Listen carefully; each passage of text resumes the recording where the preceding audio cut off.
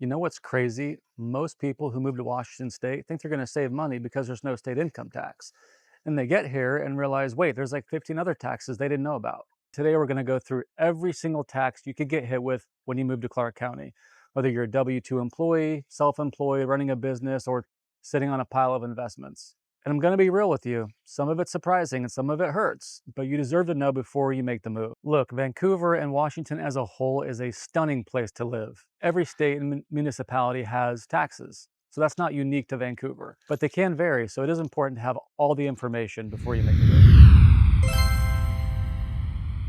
Let's start with the headline. Washington has no state income tax. That's the big one. So if you're making $80,000 a year and you move here from Oregon, you're not paying that 9.9% tax on that income anymore. That's real money, roughly $7,900 a year in your pocket. But, and this is important, Vancouver and Washington does make up for it in other ways. So don't celebrate just yet. Clark County sales tax is roughly 8.9% on just about everything you buy. And Oregon has 0% sales tax, so you are paying more at the register. So if you spend $30,000 a year on taxable items, and most people do, that's roughly $2,600 in sales tax. It's still ahead of the Oregon income tax, but it just feels different because you're paying it in smaller chunks. Now here's where Washington stops looking so friendly. Property tax in Clark County is roughly 1 to 1.1%. So on a $500,000 house, you're paying about $5,000. Oregon homeowners with Measure 50 protections are locked into way lower rates based on their home's purchase price. So if an Oregon person bought their home for $350,000 10 years ago, they're still paying based on that rate. You move here to a similar home and you're paying on today's market value. That's the trade-off nobody wants to talk about. Washington bases vehicle registration on the value of the car, not a flat fee like Oregon. So a car worth $30,000, you're going to be paying somewhere between $300 and $400 a year. $60,000 car, that could be anywhere from $700 to $900 a year. You're paying this every year. And honestly, it is a big frustration point for a lot of people. It's one of the bigger surprises people get hit with when they move here. Washington implemented a 7% capital gains tax on investments that exceed $250,000 a year. This is recent, so if you've got a brokerage account, an investment real estate, or you sold a business, you should know about this. It doesn't affect most people, but if you're high net worth or you're about to sell some big asset, it does matter. And honestly, this is a tax that gets people's blood boiling because it feels new and unexpected. Now, my favorite one, the gas tax. Washington charges 54.4 cents per gallon, where Oregon's is like 40 cents.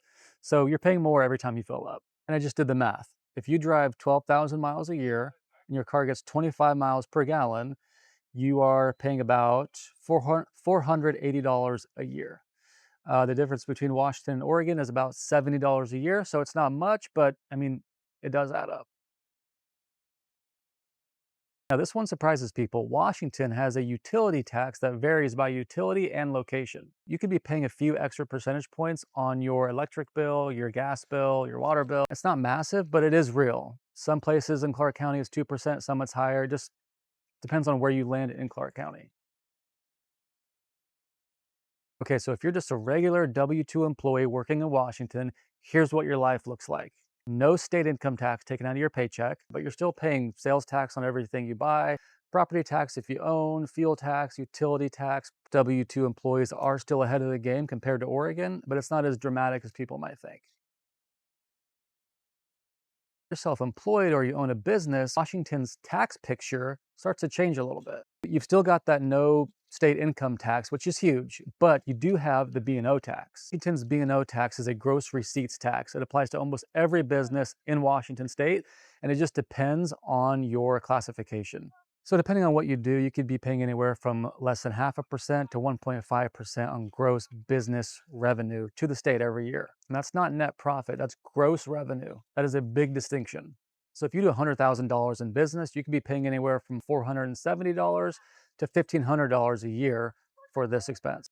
And yeah, there are some exemptions and thresholds depending on your category, but most businesses are going to get hit with this. As a self-employed person, you're also paying federal self-employment tax, which is about 15.3%. Now, Washington doesn't have state income tax, but the feds do still get paid. If employees, you're paying Washington's unemployment insurance tax. Now, the rate varies, but it's usually no more than 5.4% of your payroll, depending on your experience and your category. You're also responsible for For matching, employee Social Security and Medicare taxes, as well as unemployment insurance taxes. These are costs that business owners need to budget for. Here's the thing, too, if you've got dividend income, Washington doesn't tax it at the state level, but the feds do. So you're still paying federal income tax on that. The capital gains tax we talked about earlier, that kicks in for $250,000 in gains over a year. So if you're a retiree living off of investments, or you've got a business you're going to sell, or a property with income, this one matters a lot. Varies by county and price, but for most residential homes in Clark County, you're looking at 0.5% of the purchase price. $500,000 home, that's 2,500 bucks. Some counties are higher, and this is baked into closing costs, so you need to know this is coming. Washington has a cannabis tax on legal marijuana. It's a 37% excise tax on retail sales, added to the 6.5% retail sales state tax on top of that, generally bringing the total taxes paid by the consumer around 43 to 47%. Obviously, it doesn't apply to everyone, but if you are a cannabis consumer, this is a tax that you'll encounter in Washington that you would not encounter in Oregon.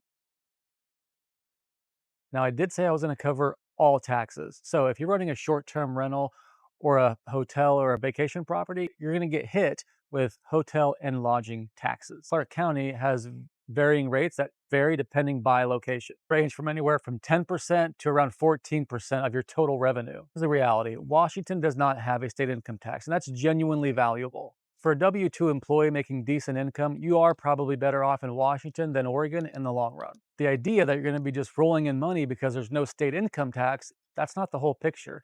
We have all these other taxes we just talked about: the fuel tax, the hotel tax, the tabs, the gas, the property tax. I mean, the list goes on. Again, this is not unique to Vancouver or Clark County or Washington, but these are things that you have to take into consideration when moving here. If you're self-employed or running a business, the B&O tax is real, and depending on how you structure your business, it could be significant. And if you've got investments or you're about to sell something, that capital gains tax will surprise you. Here's something that actually matters when you're making your decision whether or not to move here. When you move actually matters a lot. Selling your home before you move here to Washington, get that transaction done before you move here. Because if you sell after you move, that could trigger a capital gains tax, and we don't want that. If you're self-employed and planning to start a business when you move here, know your B&O obligation before you move here, so before you even get started. These aren't huge gotchas, but these are the kinds of things that could cost or save you real money depending on your timing. So look, I'm not going to lie to you and say that Washington's a tax paradise. It's not. But for most people, it still does make financial sense in the long run to move here. The key is knowing all this before you move here, not after. So talk to a tax professional and run the numbers for your specific situation, because everyone's is different. Moved here 10 years ago with even knowing about all the taxes, and I would still do it again because I did my homework first, and you should too. There's so much more to this decision than just the numbers. Vancouver is beautiful. It has the best nature in the country, maybe even the world. And the community is different, the lifestyle is different, the opportunities are different. It's expanding and growing at a rapid pace. If this video helps save you from a tax surprise, hit that subscribe button or leave a comment with your thoughts below. And if you got any questions about these taxes, or you're thinking about moving to Clark County, drop a comment and email me. I was more than happy to talk through all the different strategies and timing with you.